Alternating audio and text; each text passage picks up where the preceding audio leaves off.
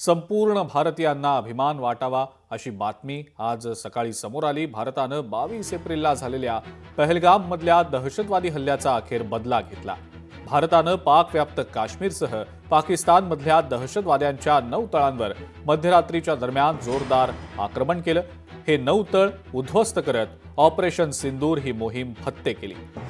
भारतीय हवाई दलानं मध्यरात्रीच्या दरम्यान दहशतवाद्यांच्या 9 ठिकाणांवर यशस्वीपणे स्ट्राईक करत पहलगाममधल्या दहशतवादी हल्ल्याचा बदला घेतलाय। भारतीय सेनेच्या या खास मोहिमेला ऑपरेशन सिंदूर असं नाव देण्यात आलेलं होतं।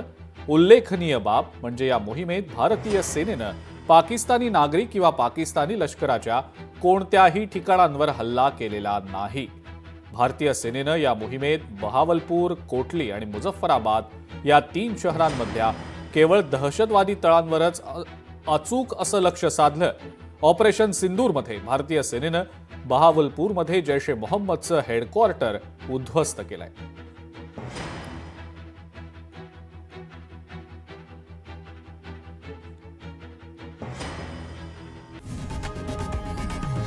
लोकशाही मराठी ऐका, पहा, जागरूक रहा।